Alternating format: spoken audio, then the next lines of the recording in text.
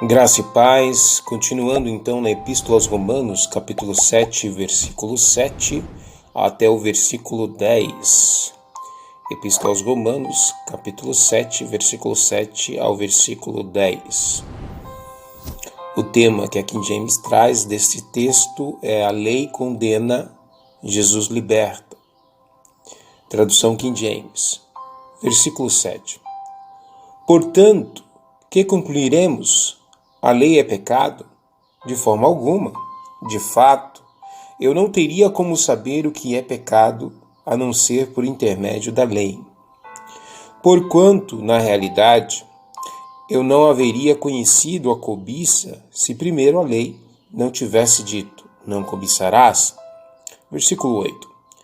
Mas o pecado, aproveitando-se da ocasião dada pelo mandamento, provocou em mim todo tipo de cobiça, porque onde não há lei, o pecado está morto. Versículo 9.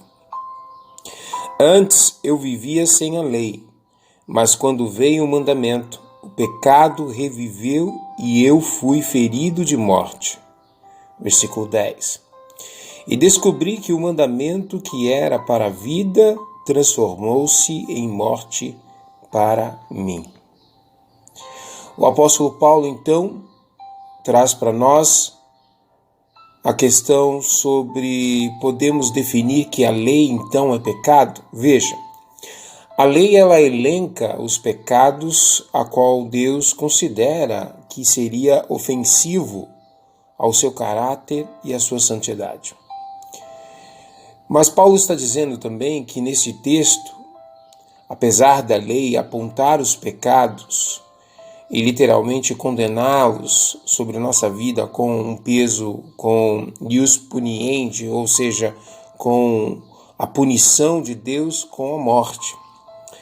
Então ele diz assim, por acaso concluiremos, ou seja, definiremos, concluiremos que a lei é pecado? Veja, a lei ela é justa, a lei ela é boa, nós vamos ver isso mais para frente, Paulo falando isso no versículo 12, e a lei é santa, mas ela aponta para os nossos pecados.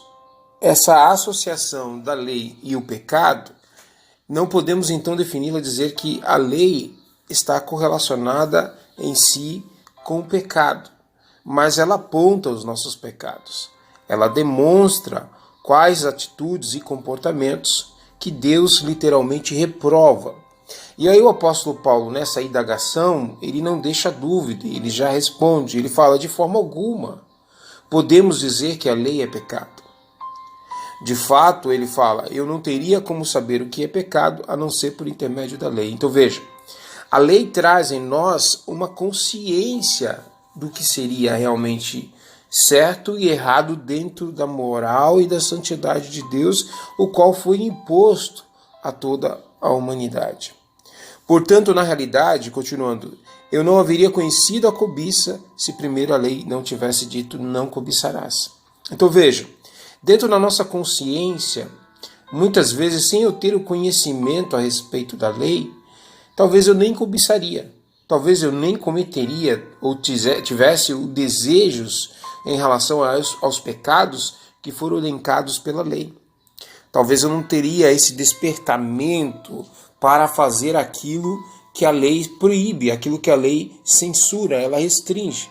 Mas a partir do momento que a lei traz para mim a minha consciência caída, que na verdade a tal coisa ou tal comportamento seja pecado, isso trouxe em nós, na nossa natureza, a questão, ou seja, ela estimulou, ela impulsionou a pensar sobre aquilo que talvez nem tínhamos consciência.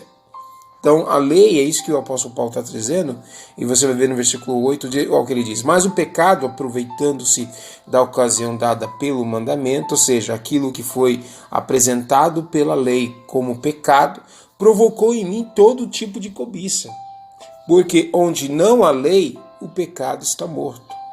Então veja, a partir do momento que não tem consideração, não existe uma lei descrita que condene tal comportamento, não haveria lei. Isso está dentro até da nossa própria jurisdição secular.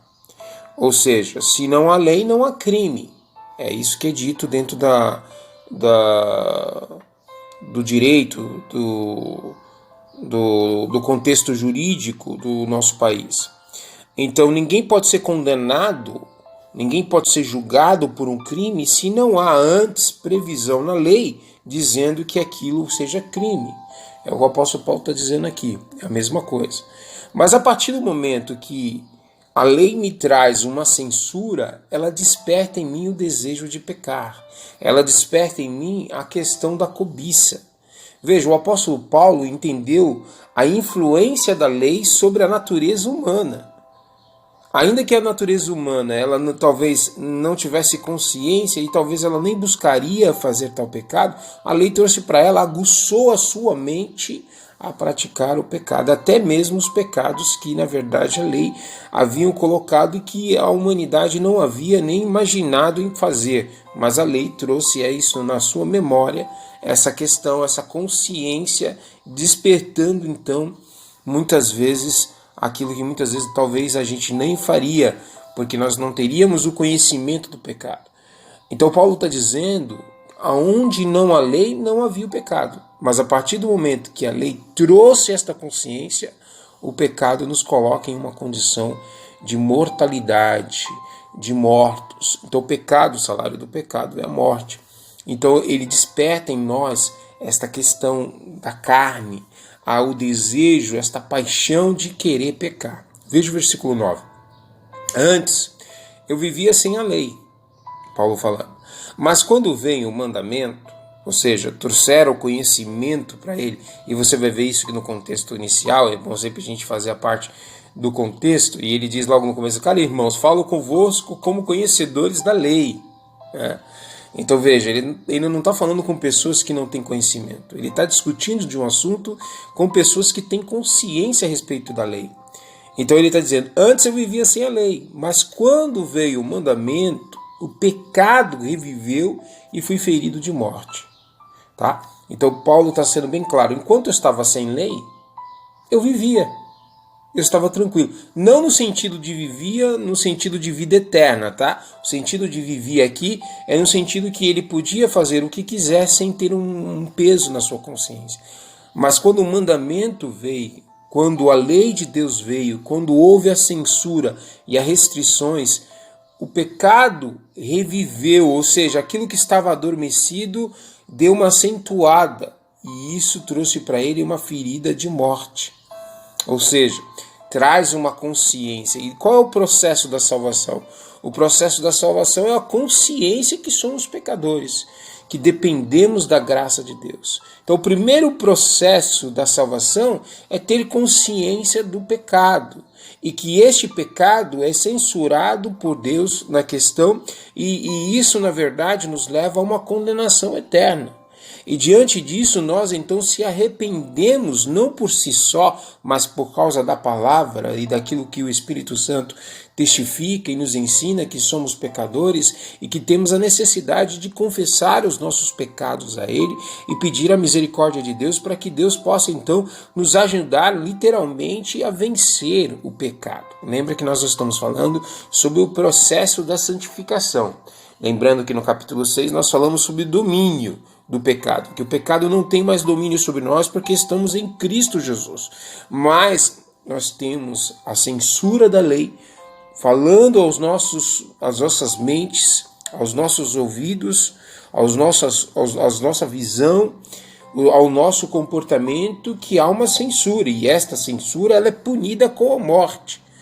Paulo está trazendo isso para nós, esclarecendo bem claro que enquanto não havia lei, então não havia cobiça, não havia preocupação, porque muitas vezes nem Paulo pensaria em pecar, em fazer algo que realmente desagradasse a Deus. No versículo 10 ele diz, eu descobri que o mandamento que era para a vida transformou-se em morte para mim. Veja, Paulo via que o mandamento, a lei de Moisés, aquilo que estava elencado ali dentro do velho pacto, da velha aliança, estava ali colocado para ele na verdade, ele via como vida, mas na verdade, quando trouxe a consciência para ele e ele compreendeu que a função da lei ela aponta e nos condena, nos coloca em uma condição de xeque-mate diante da ira de Deus, trouxe para ele uma consciência de morte.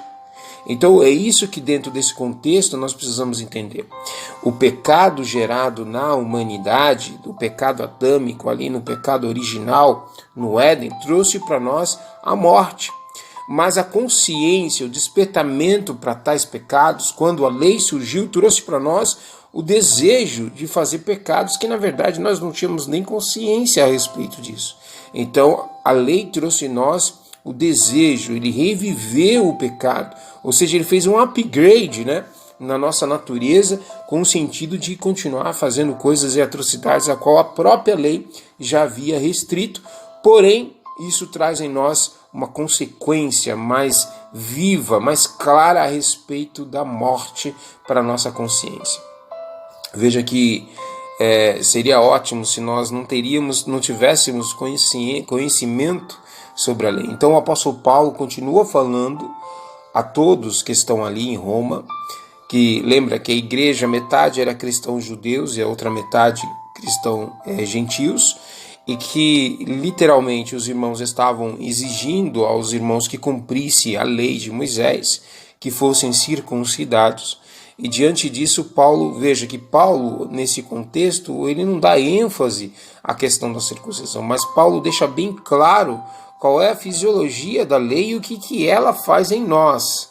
Ela nos deixa como malditos, ela nos condena, ela não salva. Então veja, a lei, ele vai falar isso, que a lei ela é santa, que a lei ela é justa e ela é boa, mas em se tratando de humanidade, a lei nos coloca em xeque-mate, nos coloca, na verdade, em uma condição inaceitável para com Deus, e que, na verdade, a morte eterna caberia para nós como punição. Mas diante da morte de Cristo, e como nós estamos em Cristo, e a graça de Deus está fora da lei, ou seja, ela superabundou a lei de Deus, ela é superior à lei, é como a graça fosse maior que a carta magna, Nós temos a carta magna, que é a nossa Constituição, ela é a lei máxima para nós. Então a lei de Moisés seria esta carta magna, mas a graça, ela superabundou, ou seja, ela tem mais autoridade sobre a lei. Assim como a lei não conseguiu salvar, mas condenar e nos levarmos a uma consciência, além de despertar para outros pecados, nós vemos que a graça, então, ela nos traz o refrigério. Já como a lei nos traz a condenação e a morte e traz esta preocupação para a eternidade, a graça de Deus nos traz a esperança. A graça de Deus nos traz a expectativa de nós sermos literalmente perdoados por Deus, não por nossas obras, mas porque Deus nos amou e Ele faz um favor àqueles que não merecem. E somos alcançados pela vontade de Deus, pela graça de Deus, e a qual nós somos justificados por Deus e somos perdoados os nossos pecados, ou seja, o efeito da morte sobre nós já foi, na verdade, feito justiça na cruz do Calvário através da morte de Cristo Jesus, porém Cristo não ficou sujeito à morte, ele ressuscitou vencendo a morte, mostrando então que aqueles que estão em Cristo Jesus, ainda que a morte física venha derrubar este corpo caído do pecado, nós iremos ressuscitar com ele naquele dia. Glória a Deus por isso. Glória a Deus por isso. Veja, então, a palavra de Deus, ela nos traz esta consciência sobre o que é justo, do que é santo e o que é bom. E diante disso, ela demonstra que nós não temos capacidade de atender às exigências da lei. E se a lei ela elenca tais pecados, ela traz uma punição. É assim no Código Penal. Para cada crime tem seu ius puniendi, tem a sua punição, tem ali a sua condenação. E dentro do pecado, de forma difusa, genérica, qual é esta condenação? É a morte. E é isso que a gente precisa entender. Do outro lado, nós temos aí então a jurisprudência da graça, né? Ou seja, algo que está fora da lei, lembrando que isso é um resgate de Deus para aqueles que estavam condenados para a eternidade.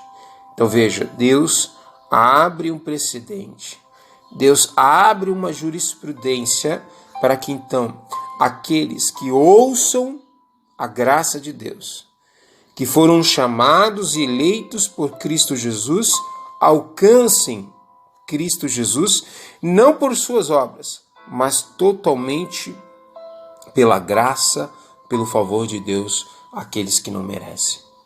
Então, é muito interessante isso, que a lei, ela aguça a nossa mente. Já viu, quando mais você fala assim, não pode fazer isso, parece que dá o desejo de fazer? Esse é o pecado, essa é a nossa natureza. E na graça, nós não fazemos mais porque amamos a Cristo. Porque entendemos que nós éramos condenados, estávamos mortos, mas hoje, como o pecado não tem domínio sobre nós, e o nosso Senhor é Cristo Jesus, então nós estamos libertos do pecado. Porque a graça, o amor de Deus nos alcançou. O Espírito Santo testifica em nós a verdade que há em Cristo. E hoje temos, apesar da morte física estar presente em nossa vida, sabemos que nós iremos ressuscitar com Ele, porque Cristo nos garante esta promessa. Glória a Deus por isso. Vamos orar e agradecer a Deus. Pai, em nome de Jesus, entramos na Tua presença. A Tua palavra é esclarecedora diante disso. Paulo ensinou muito bem a questão deste texto sobre a lei, sobre o pecado e sobre a justiça e sobre a condenação. Sabemos que a lei ela é santa, justa e boa, mas trazendo a lei para as nossas condições humanas caídas, se encontramos como cadáveres, mortos para Ti. Mas diante disso, nós vemos a graça. Diante da perda que tivemos em razão do pecado, vemos o favor de Deus para aqueles que não merecem. Para aqueles que ouviram a palavra de Deus e creram na obra salvífica de Cristo na cruz do Calvário. Para aqueles que, na verdade, apesar de a lei trazer o despertamento para pecar, eles literalmente se entregam à graça de Deus, porque a graça de Deus os domina. O amor de Deus os domina.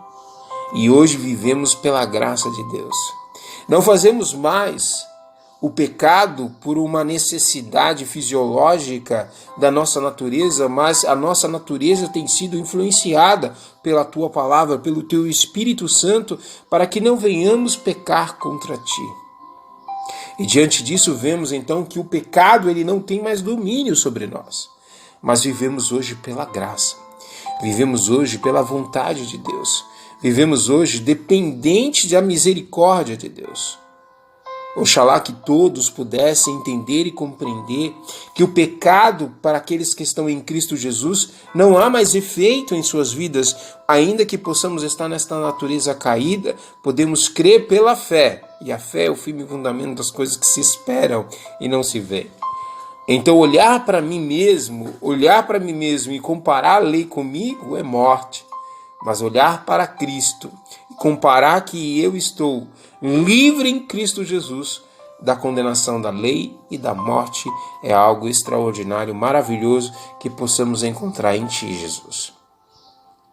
Pai, nós te pedimos a Tua graça.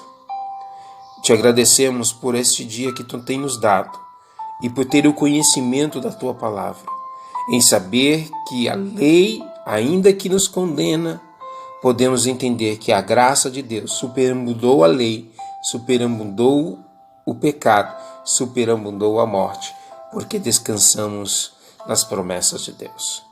Por isso nós te agradecemos, Senhor, por tudo que o Senhor tem feito, mesmo diante de tantas coisas que muitas vezes somos falhos diante de Ti, mas confiamos na Tua graça e na Tua misericórdia. Pedimos, Senhor, que nos dê força, nos ajuda a cumprir a Tua palavra, a fazer a Tua vontade, a viver uma vida santa e justa diante de Ti. É o que queremos, Senhor. porque o Teu Espírito Santo nos constrange a isto. É o que nós te pedimos em nome de Jesus. Amém. Que o amor de Deus, a graça do nosso Senhor e Salvador Jesus Cristo e as doces consolações do Espírito Santo seja com todos, e todos digam amém. Fica com Deus, paz.